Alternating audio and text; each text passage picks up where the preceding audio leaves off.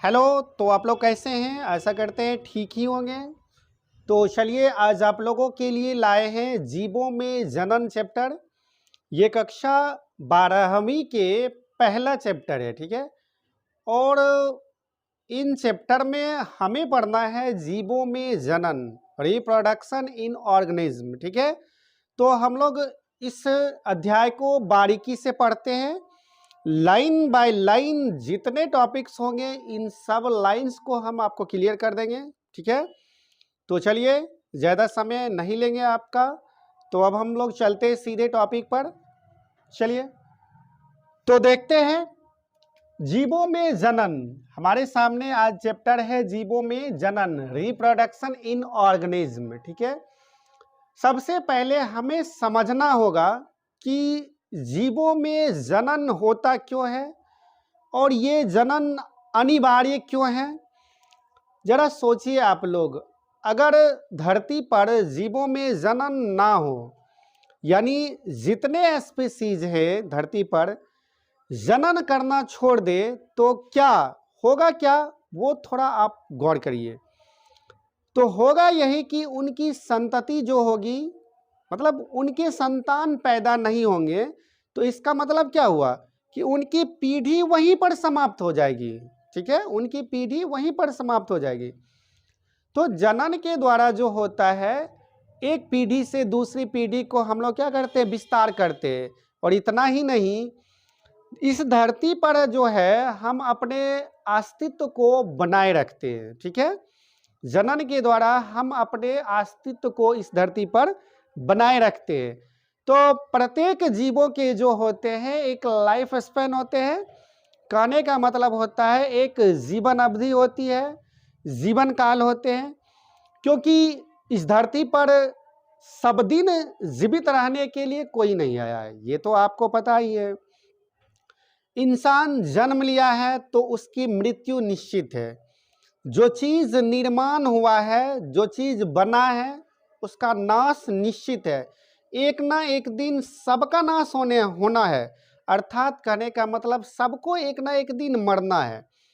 तो हम लोग कह सकते हैं, हम कह सकते हैं कि जैसे हम जन्म लेते हैं, तो जन्म लेने के साथ ही क्या होता है प्यारे साथियों, हम लोग मृत्यु की ओर अग्रसर होने लगते हैं। यानी हमारी मृत्यु जो है, हम मृत्यु की ओर भागने लगते हैं। हमारा जो लाइफ है, जीवन जो है, वो मृत्यु की ओर यानी जन्म लेते हैं और मृत्यु की ओर अग्रसर हो जाते हैं, ठीक है। तो इस धरती पर जितने जीव जन्म लेते हैं, जितने जीव पैदा लेते हैं, सबका एक काल होता है। एक एवरेज मान के चलते हैं, जो ज़्यादा दिन जीवित रहता है उसको एक एवरेज माना जाता है। अब एक आध गो अपवाद हो सकता है कि जैसे मनुष्य है, तो मनुष्य का जीवन काल क्या होगा। तो अभी के मनुष्य कितना जीते हैं? 70-80 साल, 65-70 साल, यही ना होता है। उनका औसत एवरेज जो होता है जीवन काल क्या होता है? 65-70 साल होता है। अब कोई कोई मनुष्य मान लो 100 साल जी गए, तो इसका मतलब ये नहीं होता है कि मनुष्य का जो जीवन काल है वो 100 वर्ष का होता है। तो हम लोग थोड़ा समझते हैं बारीकी से कि ये जीवन काल किसे कहते हैं, लाइफ स्पैन क्या होता है। देखिए, तो हमें समझना है जीवन काल क्या होता है, लाइफ स्पैन को हम लोग समझते हैं। देखो, जीवों का जन्म से लेकर के उसके प्राकृतिक मृत्यु के जो बीच का काल होता है, उसी को हम लोग जीवन काल या जीवन अवधि कहते हैं, ठीक है। समझ गए होंगे। जीवों का जन्म से लेकर उसकी प्राकृतिक में मृत्यु यानी नेचुरल डेथ जो होता है, उनके बीच, यानी जब से जन्म लेता है और प्राकृतिक रूप से इंसान या जीव जब मरते हैं, तो उनके बीच की जो अवधि होती है वही होता है क्या, जीवन अवधि या लाइफ स्पैन उसको बोला जाता है, ठीक है। समझ गए होंगे। अब कुछ जीवों के जीवन काल को हम यहाँ आपके सामने रखे हैं, तो थोड़ा देखिए। जैसे मान लेते हैं हाथी का जीवन काल कितना होता है? 65-70 साल होता है। 65-70 साल में ये हाथी क्या करते हैं, अपने जैसे कुछ संतान पैदा कर लेते हैं, ठीक है। अपने जैसे कुछ हाथी को पैदा कर लेते हैं। तो उस हाथी को पैदा कर लेते, उसके बाद 65-70 साल में इस हाथी को तो मर जाना होता है। अब इसकी जो स्पीसीज है, जाति है, वो कैसे धरती पर बनी रहेगी? तो ये धरती पर तभी ना बनी रहेगी जब ये जनन करेंगे, समझ रहे हैं ना। तो इसलिए कहा जाता है कि कोई भी जीव है वो अपने जनन क्रिया द्वारा, समझ रहे हैं ना, जनन द्वारा ही वो अपने संतति को इस धरती पर बनाए रख सकते हैं। तो हाथी जो है 65 से 70 साल जीवित रहते हैं, एक एवरेज माना जाता है। ये अलग अलग बुक में अलग अलग हो सकते हैं, लेकिन 65 से 70 साल ही ऐसा माना जाता है कि एक हाथी जीवित रहते हैं। अब इस बीच में कई हाथी पैदा हो जाते हैं जो उस मतलब जाति की निरंतरता को क्या होता है, इस धरती पर बनाए रखता है। उसी प्रकार से कुत्ता होता है, ये भी 20 से 25 वर्ष जीवित होते हैं। तितली होते हैं, तितली कीट होता है ना, उसका जीवन काल बहुत छोटा होता है, 1 से 2 हफ्ते में ही इसका जीवन काल समाप्त हो जाते हैं। गाय हो गए, तो गाय का जीवन काल क्या होता है, गाय कितने दिन जीवित रहते हैं, 20-25 साल जीवित रहता है। तोता हो गया, तोता 140 वर्ष ऐसा माना जाता है कि तोता का जो जीवन अवधि होता है वो प्यारे साथियों 140 वर्ष होते हैं। फिर घोड़ा हो गया, 50 से 60 वर्ष होते हैं। बरगद हो गया, 200 वर्ष ऐसा माना जाता है। कौवा हो गया, 15 वर्ष हो गए। कछुआ हो गए, 100 से 150 वर्ष। कछुआ इससे ज़्यादा भी जीते हैं, लेकिन एक एवरेज जो होता है 100-150 साल इससे जीता है। मगरमच्छ हो गए, 60 वर्ष हो गया। गुलाब हो गए 5-7 वर्ष, ये भी जीवित रहता है। धान, ये सब खाद्य फसल में आते हैं, कम समय में होते हैं, 3 से 4 महीना में हो जाते हैं। मनुष्य का जीवन काल क्या होता है प्यारे साथियों, मनुष्य का जो जीवन काल होता है 60 से 70 ले लीजिए, या 70 से 80 साल ले लेते हैं। एक एवरेज जो होता है जीवन काल इतना ही होता है, ठीक है। तो ये जीवन काल के बीच में ही जो होते हैं ना जीव, अपने जैसे क्या करते हैं, वो संतान को पैदा करते हैं। तो हम लोग जो पहले अध्याय में पढ़ने जा रहे हैं, यही पढ़ेंगे जनन, यानी रिप्रोडक्शन इन ऑर्गेनिज्म। जीवों में जनन क्या है, जनन के महत्व क्या है, कितने प्रकार के होते हैं, उन सारे चीज़ों को पढ़ेंगे, ठीक है। तो चलिए इसका स्क्रीनशॉट लीजिए और फिर हम लोग बढ़ते हैं। जनन क्या है, जनन कितने प्रकार के होते हैं, उन सारे चीज़ों को हम लोग थोड़ा बारीकी से समझते हैं। चलिए स्क्रीनशॉट लीजिए।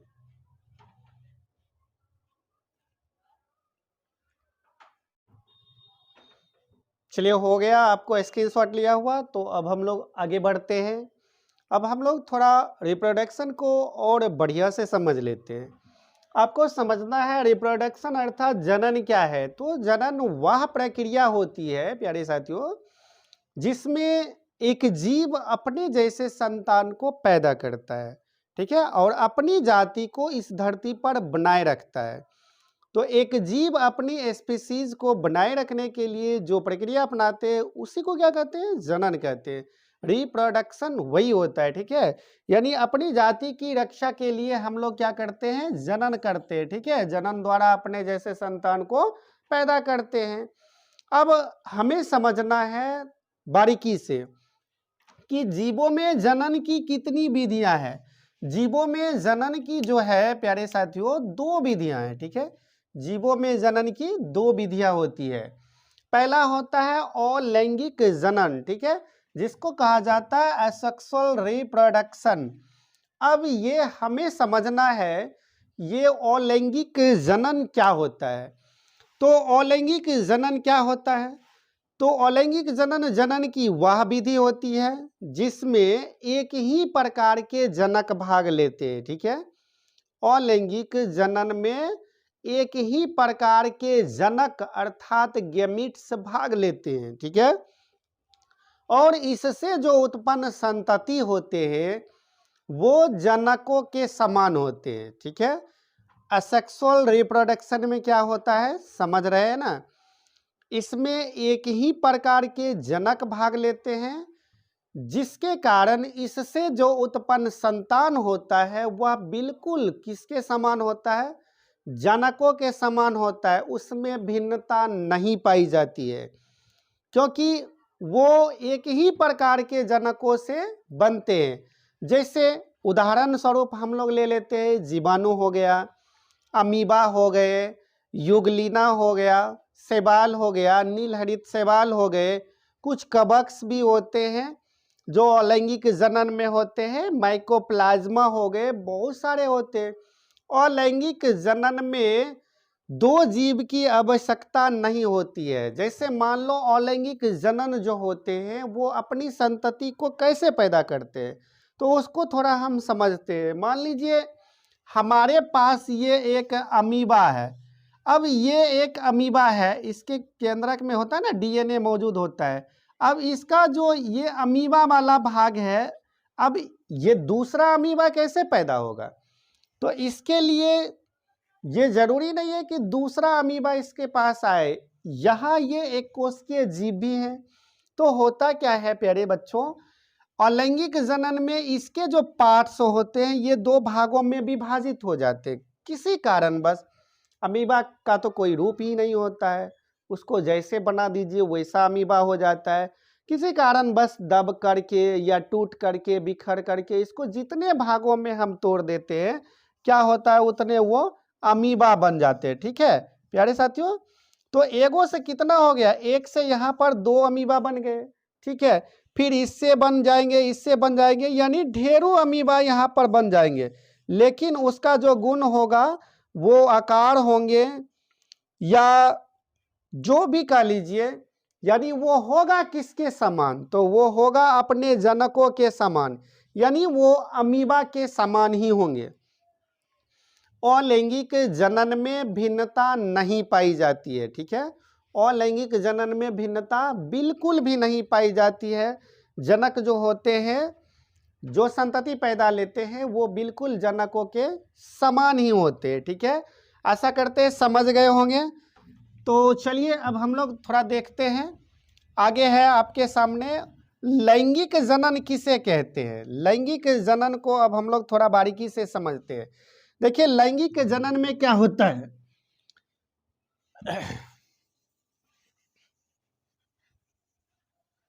लैंगिक जनन जो होती है, सेक्सुअल रिप्रोडक्शन जो होता है, लैंगिक जनन यानी सेक्सुअल रिप्रोडक्शन जो होता है, इसमें दो भिन्न प्रकार के गैमेट्स या दो भिन्न प्रकार के जनक नर और मादा भाग लेते हैं। समझ रहे हैं ना, लैंगिक जनन अर्थात सेक्सुअल रिप्रोडक्शन में दो अलग अलग प्रकार के, समझ रहे हैं ना, नर और मादा के रूप में दो जनक भाग लेते हैं, जिससे इससे उत्पन्न जो संतति होते हैं वो जनकों के समान हो सकते हैं या जनकों से भिन्न भी हो सकते हैं। यानी एक माता पिता से उत्पन्न संतान जो होते हैं, क्या उसमें भिन्नता नहीं पाई जाती है? निश्चित रूपेण पाई जाती है।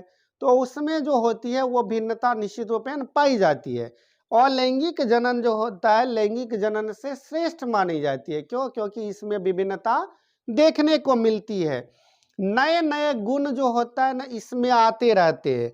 जैसे मनुष्य ले लीजिए, कवक ले लेते हैं, पौधे ले लेते हैं। पौधा में पुष्प में होता है ना लैंगिक जनन, उसमें होता है ना आपको स्त्री केसर पुंकेसर होते हैं, तो वहाँ भी लैंगिक जनन प्रक्रिया होती है।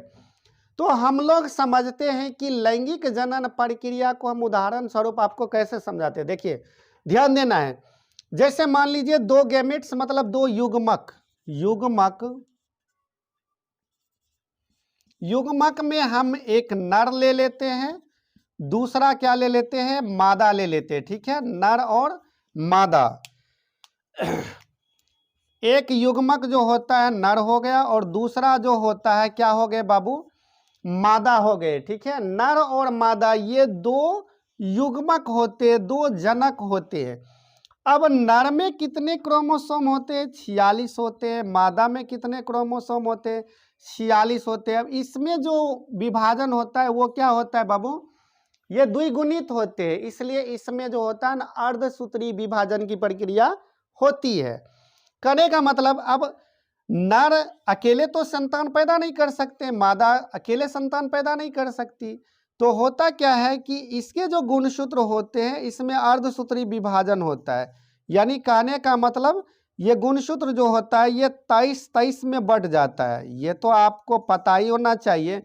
पुरुष के पास क्या होता है बाबू, यहाँ याद रखना 44 प्लस जो होता है नर में एक्स और वाई होते हैं, ठीक है। और मादा में जो होता है 44 प्लस एक्स एक्स होता है। समान गुणसूत्र मादा में पाया जाता है, नर में भिन्न गुणसूत्र पाया जाता है। हमको वहाँ यहाँ वो नहीं समझना है, हमको ये समझना है कि लैंगिक जनन कैसे होता है। अब देखो मादा में भी यही होता है, अर्धसूत्री विभाजन है तो गुणसूत्र क्या हो जाएंगे, बटेंगे। अब जब सेक्सुअल एक्टिविटीज होती है, सेक्सुअल प्रक्रिया होती है, सेक्सुअल रिप्रोडक्शन होता है, तो होता क्या है, एक जीव के निर्माण में कितने क्रोमोसोम चाहिए, तो 46 क्रोमोसोम चाहिए। तो यहाँ पर 46 क्रोमोसोम कैसे पूरेंगे, यहाँ पर अगुणित तो होते नहीं है, द्विगुणित होते हैं, अर्धसूत्री विभाजन होता है। तो आधे गुणसूत्र नर से और आधे गुणसूत्र मादा से, यानी आधे गुणसूत्र पिता से और आधे गुणसूत्र माता से आते हैं, तब संतान रूप में लड़का या लड़की के रूप में एक संतान पैदा होता है। और ये जो संतान होते हैं जनकों से क्या होता है, भिन्न होते हैं, ठीक है। उसके गुण इसमें आ भी सकते हैं और नहीं भी आ सकते। सेम यहाँ भी वही होगा, 46 गुणसूत्र से क्या होते हैं, संतान पैदा होते। तो समझ गए होंगे। लैंगिक जनन यानी एसेक्सुअल रिप्रोडक्शन में क्या होता है, इसमें एक प्रकार के जनक भाग लेते हैं जिसके कारण इससे उत्पन्न संतान जो होता है वो जनकों के समान ही होता है, इसमें भिन्नता देखने को नहीं मिलती है। जबकि इसके उदाहरण में जीवाणु, अमीबा हो गया, पैरामीशियम हो गया, माइकोप्लाज्मा हो गए, क्लोमाइडोमोनास होता है, युगलिना होता है, बहुत होते, साइनोबैक्टीरिया होते, क्या कहते हैं, नीलहरित शैवाल हो जाता है, बहुत सारे उसके उदाहरण हैं। लैंगिक जनन सेक्सुअल रिप्रोडक्शन में क्या होता है, इसमें दो विपरीत जनक भाग लेते हैं जिसमें नर और मादा होना चाहिए, और इससे उत्पन्न जो संतान होते हैं दोनों भाग लेते हैं, ठीक है। और इससे जो उत्पन्न संतान होते हैं वो जनकों से भिन्न गुण वाले हो सकते हैं या जनकों के समान भी होते हैं। तो आशा करते हैं कि आप ये जनन, लैंगिक और अलैंगिक जनन जो होता है वो आप समझ गए होंगे, ठीक है। तो चलिए आज का क्लास हम लोग यहीं तक रहने देते हैं, और कल फिर हम लोग अगले वीडियो में देखेंगे कि अलैंगिक जनन जो होता है उनकी कितनी विधियां हैं, किस प्रकार होते हैं, ये सारे हम आपको फिगर बेस से समझा देंगे। तो चलिए जल्दी से, अच्छा लगे तो लाइक वगैरह कर दिया करिए और अपने दोस्तों में शेयर करिए, ठीक है, और सब्सक्राइब करिए, ठीक है। चलिए धन्यवाद।